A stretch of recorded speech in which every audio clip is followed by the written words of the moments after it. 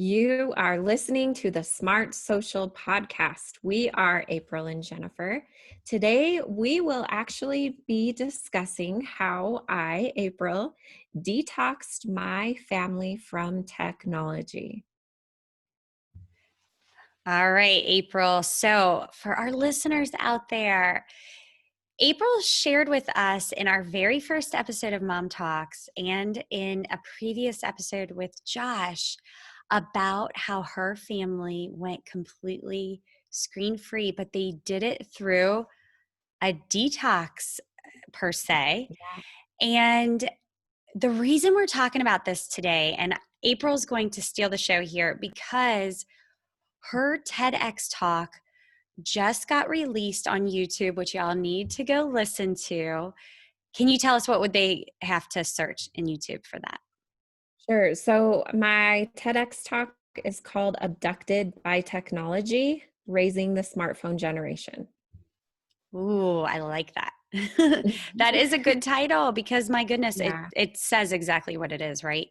But I right. want to take some time right here because I know that our listeners are at a point maybe in what you have referred to as the second summer, and I do agree with that. And now we're getting to a point where we maybe think, "Ooh, I've let the screens go a little longer in our Mhm. life than I would prefer right now, but my goodness, it's so easy." And yes, I do see the negative sides of it, but I don't even know how to climb out of it. So I would love for you to tell our listeners what you did. And I guess I'll say real quick, this comes from the night, if there's some people that aren't familiar with your story, where you had decluttered your home from toys and taken away childhood, as you say, and you gave everyone iPads or Leap pads or just some kind of tablet because you felt like that was a way to declutter your house from all the unnecessary toys, maybe. But it backfired on you, and it got to a point where one night you tucked your child in bed and you thought, oh my gosh, I haven't even looked you in the eye all day. And I Mhm. know that was heart wrenching for you, and it led to this total Yeah. detox. And I want everyone to be able to hear your story online because I know it's an incredible presentation. But please tell us, just take it over. Tell us what you Sure. want everyone to know.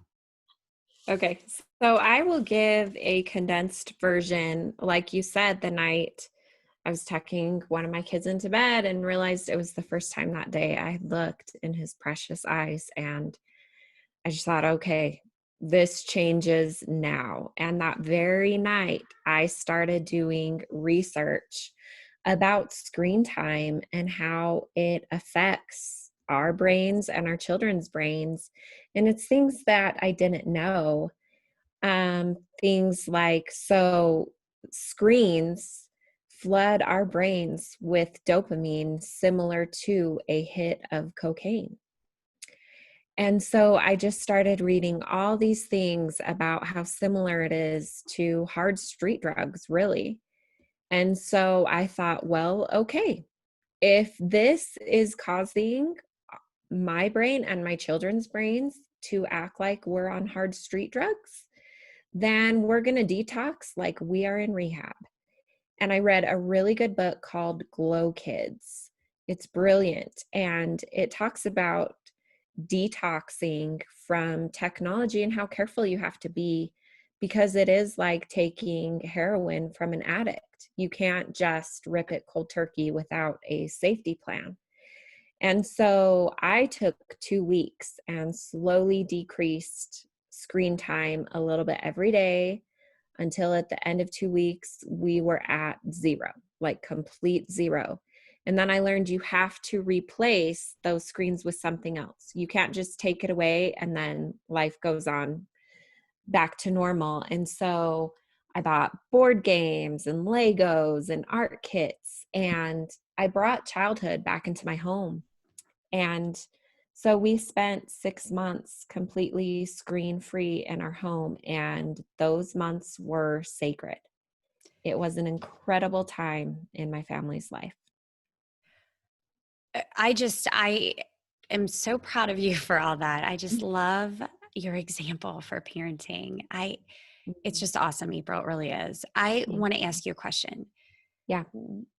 You read these statistics and you're sitting there and you read Glow Kids and you're searching online, and it's certainly true. This is like the same effect Yeah. as being on a hard street drug. What do you think it was for you? I mean, can you think of a certain statistic or a feeling that you got from reading that? Because Mhm. I'm sure there's tons of families who already know this, but they haven't taken the action like you. What do you think made you Mhm. take the action and say, nope, not doing this anymore? We're going for Yeah. this. Yeah. The statistic that completely stopped me in my tracks was that suicide rates for kids ages 10 to 14 has tripled in the past decade. 10 years old. These are babies. And, of course, screens aren't the only reason for this staggering statistic, but there's absolutely a correlation there. Tripled in the past decade. It's an epidemic. And I just thought, whoa, this is staggering.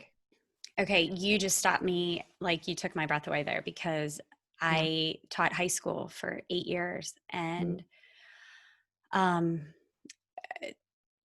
a couple former students have um, reached for that, and that was what they turned to, and it was Yeah. life ending for them. Mhm. Yeah. And my gosh, I'm so glad you said that, because it's truth that nobody wants to hear. Right. But you Yeah. are absolutely right. And most certainly there's other things involved. But my goodness, if we already know what the heck screens are doing to a child's mind, Yeah. why wouldn't we try Mm. to at least eliminate that? So, okay, Right. so you do this, but take us through what those 2 weeks were like. Um, Mhm. because I know the first couple days were hard for you guys. Right. Yeah. And so it was just every day for 2 weeks. I figured out how much my kids were on screens. And then, so first thing I did actually is I took a couple days to come up with a game plan. Because if you just go and you rip every screen out of the house, that's not going to work. It's going to backfire. So I was really intentional of watching everyone's habits, how long they're on screens, which was an embarrassing amount of time, really. It was all day. And then I thought, okay, so I'm going to take screens down a little every day for 2 weeks until we get to 0. So it turned out being like I took away, I don't remember the exact amount of time each day until it just dwindled down to nothing, to where it wasn't like this shock in their system of, we go from, hey, you get screens 10 hours today, and then tomorrow you get 0. It was a slow process. And then the really hard part was the first 2 days of 0 screen time.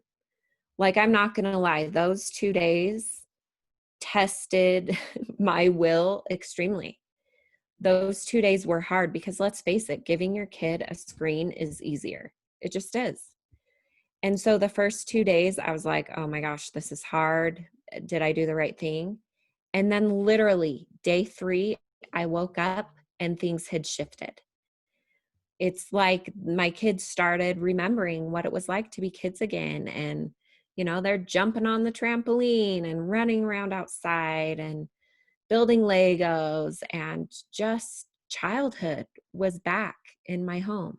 Oh, So, 2 really hard, crappy days. And then day 3, it was like, boom, that we can do this. that's awesome. I Mhm. Okay, I want to go back, April. You have this revelation, and what you evaluate what's going on in your home, because Mhm. I wonder if anyone out there is thinking, I don't know if my spouse will be on board with this. So Right. did you immediately have a meeting with him? Did he think you were crazy? Was he on board? And then what? Did you have a meeting with your children? And also, how old was your oldest child at the time? Okay. Yes. So my oldest child at the time, I believe, was 9 or around that age. And then we had 9 all the way down to my youngest was a baby when this happened. And so the first thing I did is I did my research and I did it well. And then I took that research to my husband and was kind of like, this is everything I found out. And we had been talking about how the dynamics in our family were changing and, why that was and how we could get back to a healthier place. And so he was on board pretty quickly. He was at least willing to try, like, well, let's give it a try and see what happens kind of a thing. And then our older kids, we did sit down and say, this is what we're going to do. And we didn't give a timeline for how long we were going to be screen free. We just basically said, we're just going to try this and see how it goes. And it might go really good and it might not. And we're just going to try it and see. And they also loved seeing the packages come up. And you don't have to spend a lot of money. But when they saw the Legos show up and the board games, and we basically presented it as you're going to get a lot more of mom and dad. You're going to get what you should have been having all along. And so surprisingly, it didn't take much to get them on board because that's what our kids want. They want you. That is okay. I'm so glad you said that because I can see someone saying, oh no, my kids are going to put up a revolt. But I remember you saying, was it a show you watched or a survey you did yourself where the little girl, was it 2020 or something like that on Oh, TV, yeah. where the little Yeah. girl said, I just want my parents' eyes? Or what was that? Yeah. So she said the little girl told the interviewer, she was like 3 or 4 years old. And she said, I wish that when my mommy and daddy talk to me, that they would talk to me with their whole face. And what that means from a little girl's perspective is she's only seeing half of her parents' face and the other half is their smartphone. And she's craving, all kids crave to be seen, heard, and loved. Those 3 things: seen, heard, and loved. And so there wasn't like this huge revolt. My kids loved to have such special time with their parents. So what I am hearing you say here is you had a plan because you knew those 2 weeks were going to be tough. So you knew what you were prepared to just flood them with at the end to fill that space so that it didn't lead to the anger or the objections to you, right? So you had a plan to fill it with games and toys and outdoor living. And then you said they just want to be seen, heard, and loved. So you were fully equipped to give Yeah. them all of that. So what I'm hearing from you is that you knew that this was a total lifestyle change for you as well. Yeah. Tell me how that affected you and your living, because it wasn't just you changing your kids' lifestyle, but your own also. Absolutely. I'm not afraid to say that I was addicted to my smartphone. That's how I numbed all my hard feelings. And so it was a big lifestyle change for me and my husband as well. We have a code word when one of us is spending too much time on our phones. We just say pineapple instead of being like, hey, get off your phone. You're on your phone too much. Or we'll text the other person pineapple. And then thank you. We put it away and we move on. Okay, It's can I just, jump in real quick? I want to ask yes. you, did you come up with this right then? Were you prepared to have that code word, or has that evolved since you changed your lifestyle? That has evolved because in the beginning, I think that I got really defensive when my husband would say, hey, you're spending a little too much time on your phone. Cause I'm like, I'm the expert. Like I teach people this. I don't spend too much time on my phone. But I was, and he was just helping me to see that. So I think it was his idea because he noticed how I reacted to it. And he's like, well, why don't we have a code word? How about pineapple? And I was like, that's brilliant. And so it doesn't feel as, like confrontational, I guess. Yeah, you don't have a defense up right away. I think that's awesome. Mm-hmm. Okay, so you do all this, you get through, you told us that the first couple days were really hard and they tested your will. Mm-hmm. So did the kids did did you see that with the children too, or did they just think this was awesome? And if so, tell us how long it took maybe before they ended up asking for screens again and maybe throwing a fit, or did that just not happen? Mm-hmm. So it was those first 2 days that they were like out of habit. They wanted to reach for a screen to take away their boredom. It was just habit. But that honestly changed on day 3 when it started rewiring their brain. It really did. And those first 2 days, what got me through the hard was my why.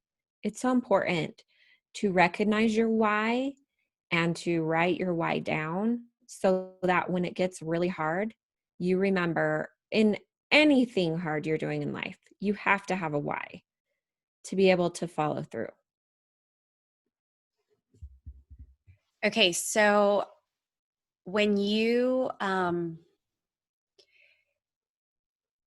had your why so strong, did you talk to your children about them also having a why? Do you feel like that naturally became a conversation where they internalized a very strong why from you as well, and then it just became your new family value?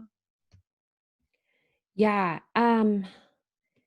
That's something that I should have done, but that kind of just came about on its own when, I didn't ask them their why, but it kind of just showed itself from the beginning of why this was so beneficial in their little lives.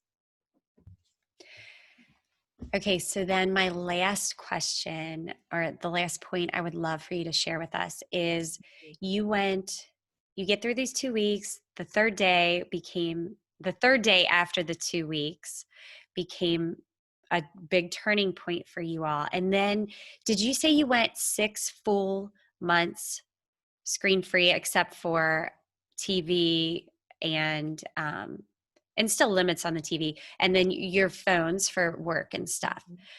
Is that what it was? 6 months? Yeah, Okay, that's so what it was. describe, if you want to talk about those 6 months real quick, go for it, or Sure. describe what happened when you started slowly reintroducing, and then what was it that you reintroduced? Yeah.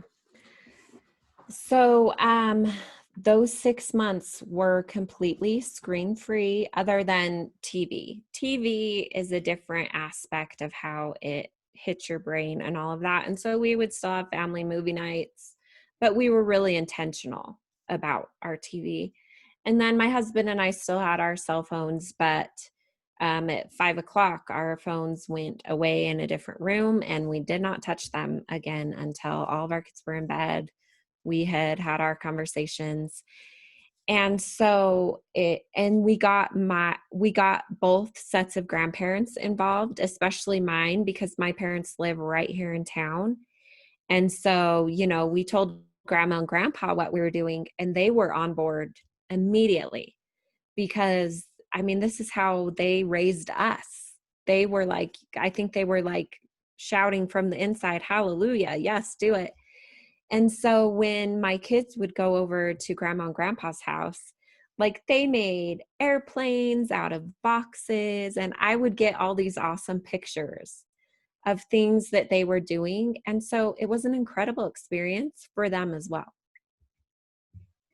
Okay, this is awesome. I feel like we could sit here for hours and hours I and know, give right? so much valuable information. Thank you for that. I Yeah. wrote some things down that Mhm. I want to leave with our listeners if they are Yeah. thinking, my goodness, I feel so inspired by April's story, and I just want to do that for my family too. Enough is enough. We are taking a stand here. So here's what I gathered. And if you want to add to this, please interject and say, or Mhm. hopefully it's just right on. Um, the first thing is know your why. Know your why and stick with it. And then to get your spouse on board and the other people in your family, you knew the research very well. You were very um, well equipped to go relay that to somebody. So you took it to your husband and you gave him all the facts, and you wanted him to see why your why mattered, because essentially you were taking the why to him. So it mattered to him as well. And then you stepped back and you really evaluated what everything, um, what all the screen use actually was in your house, so that you knew where you had a starting point. And you told the kids, this is what we're doing, so that they knew, but you told them you weren't taking it all away at once. We're just going to slowly do this. And you took a little each day, and you wanted to make this over a 2-week period, which to me sounds very reasonable. Okay. And by the end of those 2 weeks, you were very well aware it was going to be hard, and you really, truly suffered through 2 days. And by the third day, it felt magic. And you wanted your children to know they were seen, heard, and loved. So you really committed to that in all the things that you inserted into the absence of technology. Yes. And I think one of the big key factors that you brought up at the very end is that you had grandparents who held you accountable, and you Yeah. probably didn't set out for that, but it was someone in your circle, your very close circle, who was totally on board and wanted you guys to succeed and win at this, and they really helped you out. And so I hope that I just sum that up for everybody listening, all your takeaways, so that Yep. they can see how this could really truly fit into their life. But Mhm. I'm going to say that you would never tell anybody this was easy. Oh, yeah, for sure. You've summed it up perfectly. It was not easy in a lot of ways, but I would do it a million times over. Changed my family's life completely. Mm. Thank you for sharing your why with us. I think Yes. you're a difference maker in this world for sure. Oh, thank you, friend. You're welcome. I really enjoyed this episode. Me too. Thanks for joining us today on the smartsocial.com podcast. Click the links below to get your free trial of our VIP Very Informed Parent Membership Program with our 30 plus workshops designed for parents and students. The smartsocial.com VIP memberships helps parents be informed so they can keep their kids safe on social media so they can shine online. If you found this podcast interesting, please be sure to subscribe and leave us a review so we can reach more parents and educators. Tune in weekly to be the most informed parent on the block, and you can learn more at smartsocial.com. Thank you for listening.